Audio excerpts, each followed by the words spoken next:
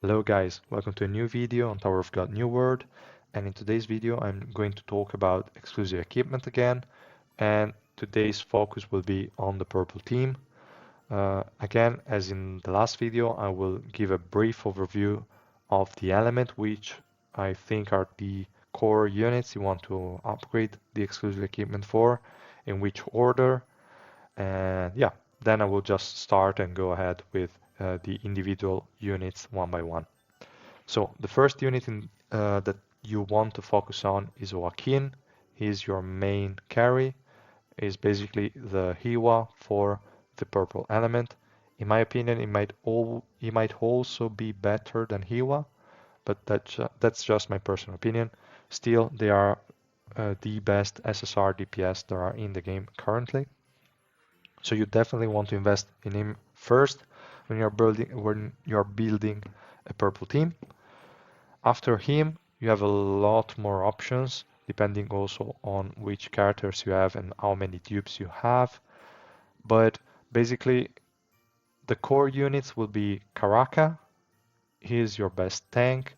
He really needs ignition weapon, but if you're not at floor 16 yet, uh, you can still make use of the exclusive equipment. It's really, really good.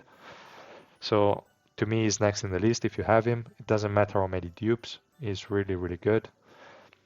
Then next up, there will be Khun Aguero as a core unit, but not for the exclusive equipment upgrade.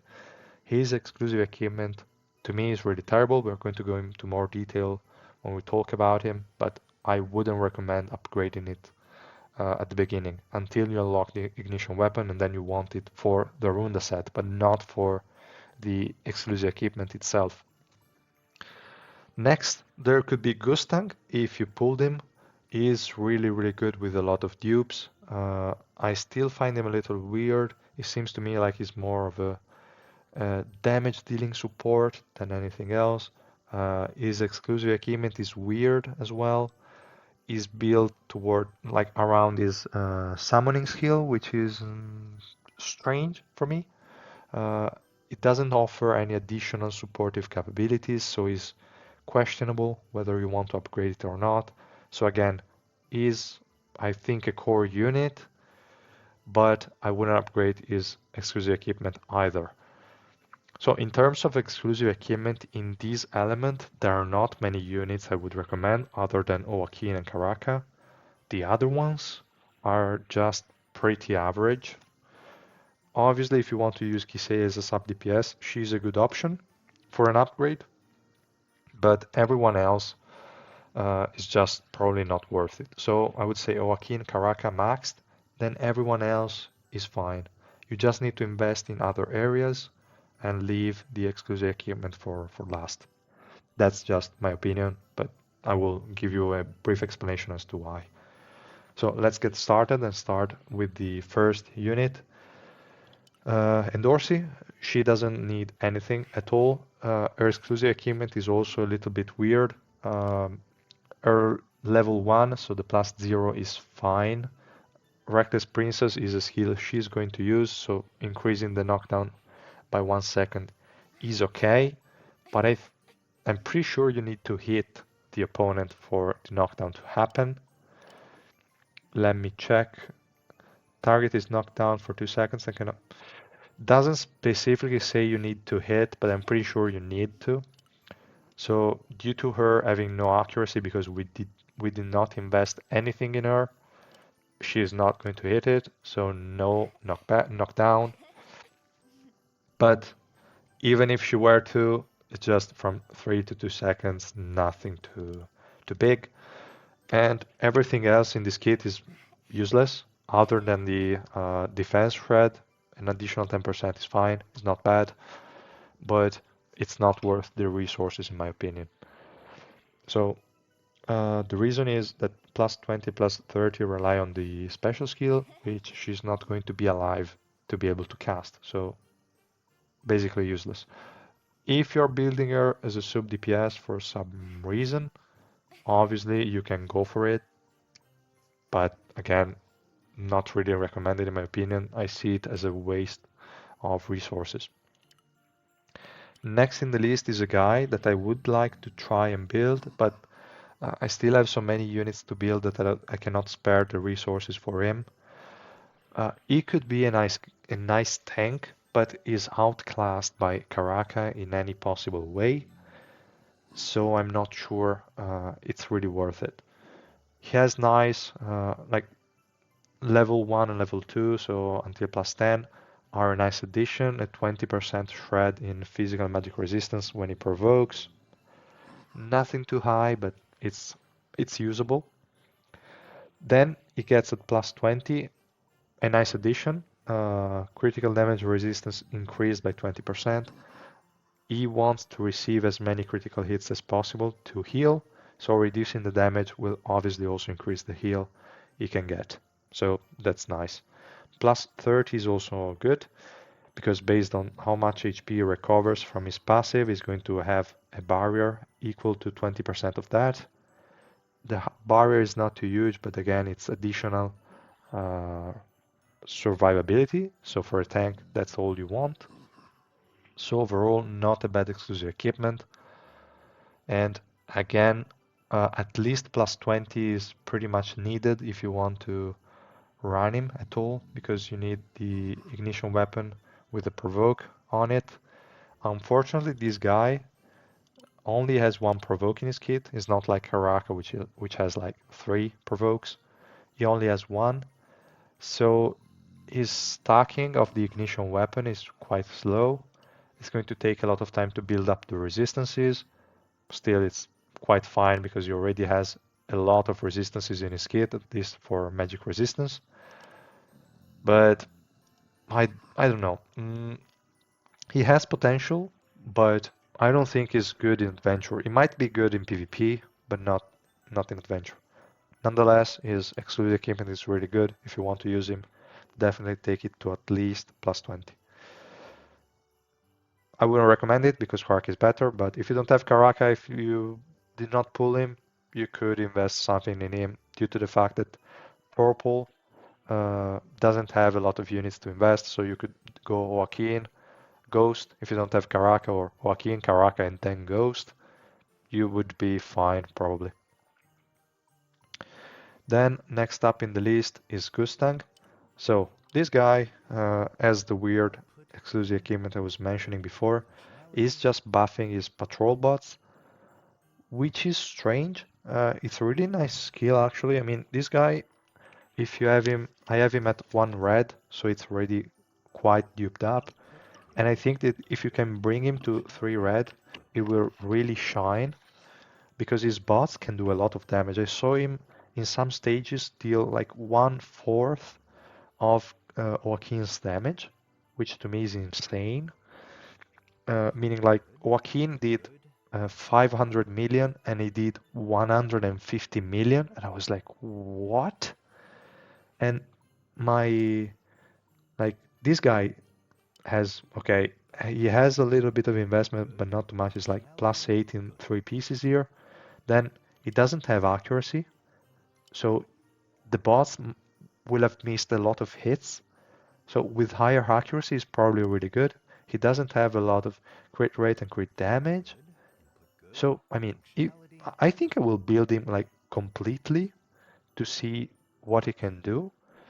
I'm pretty sure he can be a nice sub DPS and support addition. He has a cool kit in the end. Unfortunately, no invincibility, that's the only downside, but I will go in more detail on him in a dedicated video. So for now, just know that his exclusive equipment is nothing useful if you don't have a lot of dupes. So that's why it's only recommended, because at recommended level you would also need the 3 red state. So for that is really good. At that point, actually, I think recommended would also be the level 4, because if you have him at 3 red, level 4, like plus 30 is definitely a nice addition. Before that, you don't really need anything. You can take him to plus 20 because his plus 20 is actually the only useful effect that he has. He's going to bounce one more time with his Tome of Blessing, and the Tome of Blessing for every bounce is going to split in 2, so you're going to have double the amounts of the last bounce, which is actually really nice. Is a nice swiftness buff for your team, or swiftness debuff for the opponent team, for the opposing team, and some heals for you or damage for the opponent. So overall, a really nice skill. The plus 20 is fine. It's just the other three, if you have no investment, are just worthless. So if you have Ignition Weapon, definitely go for plus 20 for the Runda set as well. Maybe for him, other sets could be more viable. I will test it in the future once I have him fully invested at 3 red. But yeah, for now, I would say Runda set for him. Next one in the list is Hoaqin. There is not much to say about this guy. He's the main DPS. You want to fully invest in him. And his exclusive equipment is actually really, really good. He's going to bring his Spell of Soul Eating stack, which is his passive, from 40% to 60% attack with the plus 20. And then he's going to take the physical resistance shred he has on the passive and increase it by an additional 20%. And I think it's already like 40. Yeah, 40. So it's going to take it at 60% physical resistance. Really, really high numbers. I really like it.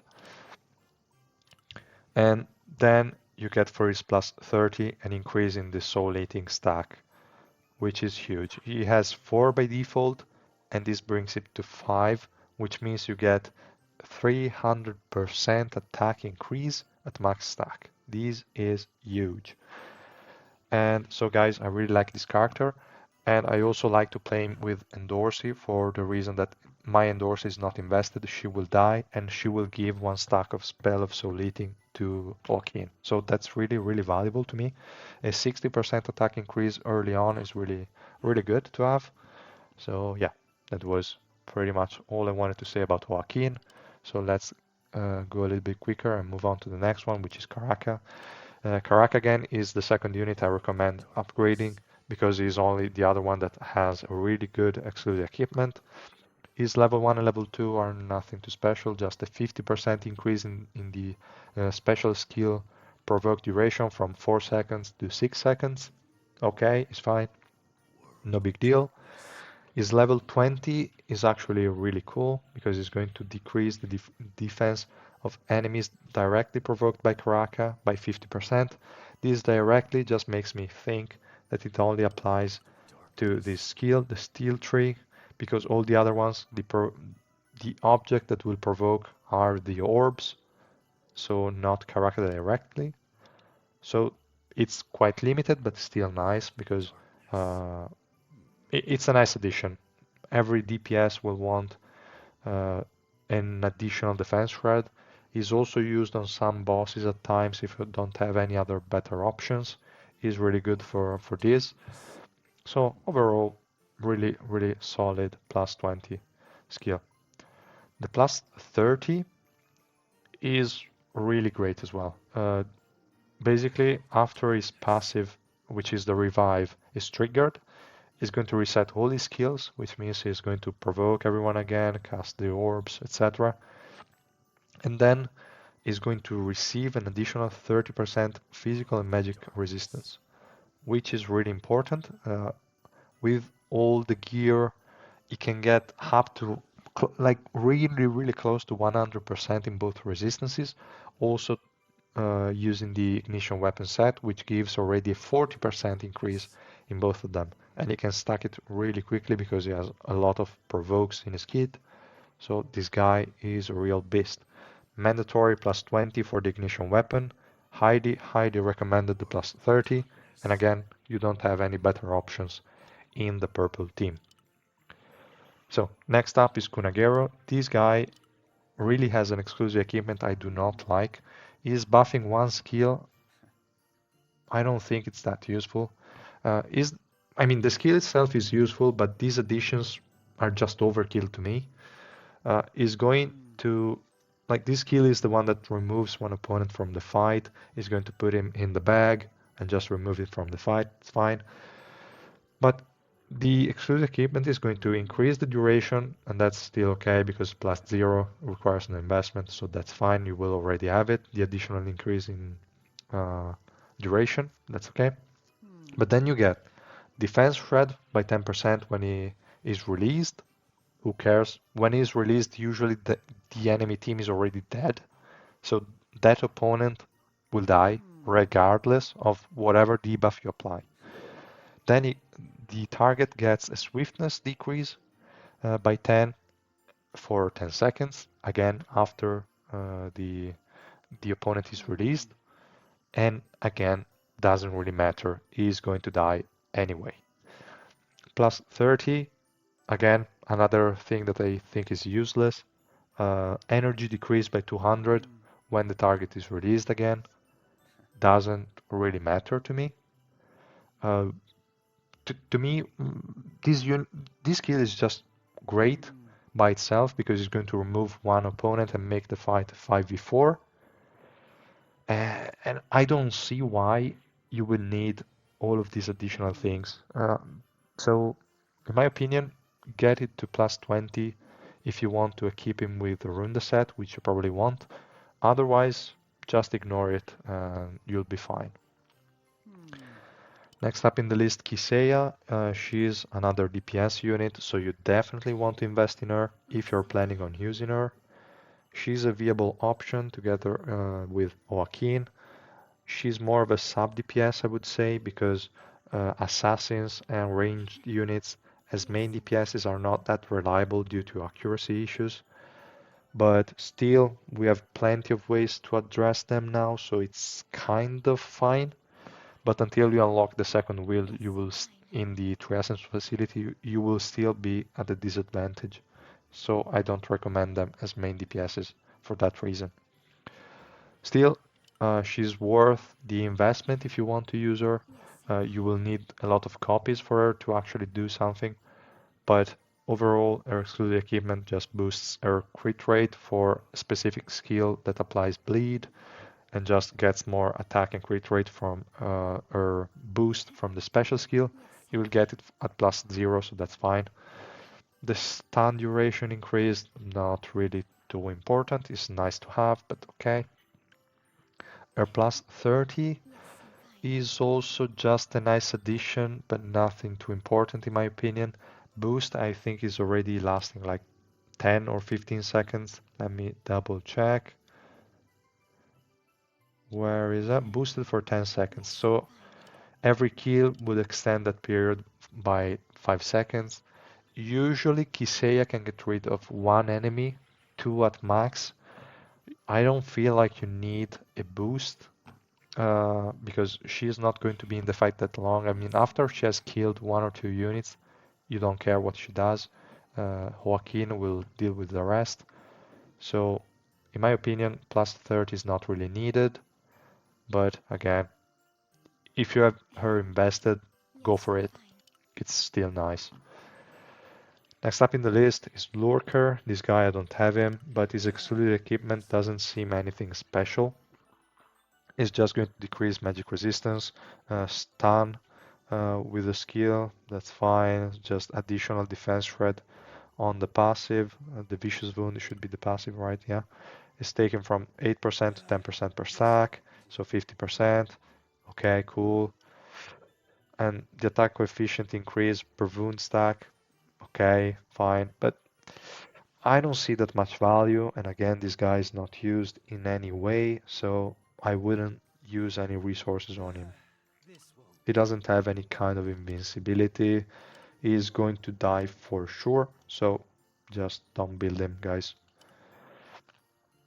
Next up in the list is Mascheny, the SSR Plus. Here, the logic is pretty much the same as Eden. You want a lot of investment on her for her to work. I will open mine, not the one with everything maxed. So her exclusive equipment is really nice. She gets a lot of additional damage on her basic attacks. The Trident skill duration will increase by 50% from 8 to 12. And that skill is really, really good. It will turn her attacks in AoE attacks. So that's really great. It will also give her swiftness. And overall, it's probably her main DPS skill. So you definitely want additional duration. And the last one is probably the least useful. Is just going to increase like additional 100% every 4 basic attacks, basically translated, if the explosion hits, otherwise, nope. So, I don't know. It's okay, it's additional damage. She's a main DPS, so that's what she needs to do, but I don't feel like there's enough value there. If you have her build, if you have a lot of copies of her, definitely go for the plus 35, like you should for most of your main carries. Otherwise, ignore her and you'll be fine. Hoaqin is probably better than her even at full investment. I cannot be 100% sure, but I'm pretty sure. Next in the list is Narae. She's a good support, but to me she's too situational, and I don't feel like investing in her exclusive equipment will bring you that much value. The problem with her is her special skill, which targets the lowest HP ally, which means you cannot pick which unit is going to receive the shield and the invincibility from her plus 30. If it was like the highest attack unit, she would be S tier for sure, a mandatory unit in every purple team. But that not being the case, she's just okay. She's a nice battery. She's going to give a lot of energy to your main DPS. She's also going to debuff one or two enemies. She's going to give some protection to the lowest HP unit, which you don't know who's going to be. Other than that, nothing too great. She's situational, and personally, I wouldn't invest resources in situational units that might be outclassed by other units that are going to come out in the future. Like in this case, now that Gustang is out, I will probably never use Narae again. Even though Gustang doesn't give energy, still I think is better than Narae in any possible way. Then next up is Prince. I don't want to waste too much time on this guy because he's in theory a main DPS, but he doesn't really know himself what he is. He's going to increase his own defense with his passive, with the new Prince mode. But I mean, guys, I really think this is still terrible. He's been buffed, but it doesn't really has anything useful. His exclusive equipment is just average. He has some defense shred on 2 skills, but the duration is pretty low. The defense increase on his passive once he goes below 30% HP, it's just going from 200% to 220% if you have him at 3 red. So even then, a 10% increase, nothing great. It's fine. And the swiftness decrease on the enemies that are inside this special skill. Also here, nothing crazy. If you want to use him for some weird reason, again, feel free to do so. It could be good, but I don't feel like it. Guys, just ignore him. That's my opinion, but I would highly suggest that. Next one in the list, and also the last one for the purple element, is Rachel. She is a unit I really regret investing those 5 points. In general, again, I already said it in the yellow team video, but you don't want to take a unit to plus 5. You want to take a unit directly to plus 10 whenever you can. Luckily, I didn't do it with Rachel because she is terrible, but still, I hope they could give us a reset button so that we can recover the spent resources. So what she does is perfect, is fitting of her character in the novel, but in the game I don't feel like she's good enough. She wants to be the protagonist, the main character, like she wants in the novel. She wants to be the main DPS, not a sub DPS, but the main DPS of the purple team is Hoaqin, is way better than her in any way. So you would use her as a sub DPS, but that's against her nature, and she's just going to bother Hoaqin as much as she can. She's going to steal energy, she's going to redirect damage to Hoaqin. Really, really stupid. Because she's targeting at the start of the game the unit with the highest defense, and that unit is always Hoaqin, because Hoaqin is in the highest slot and he has more defense than Karaka. So for me, she's a big no. She doesn't make any sense. Also, her plus 20 and plus 30 only apply when the linked ally is dead. And if Hoaqin is dead, the fight is lost. So, big no for me. I don't like her kit. Guys, don't build her. Here, this is just a joke. Like, as I always do with Rachel, I write something that I always say she's overkill. You don't need to build her at all. And then there is the hidden one. But even the hidden one, I just said nice to have. But realistically, overkill is the right one. You don't even want her plus 0 because it's still 50%, 50 energy more stolen from your main carry. That's stupid. So please, guys, keep on hating on Rachel. Don't build her. This girl will never be the main protagonist, or at least I hope she will never be. And yeah, that's all for today's video. This was also quite longer than I was expecting, but the Rachel hate just took over me and I lost a few minutes talking about that. So sorry, guys. I will see you guys in the next one that will be on the red element. And yeah, see you then. Bye.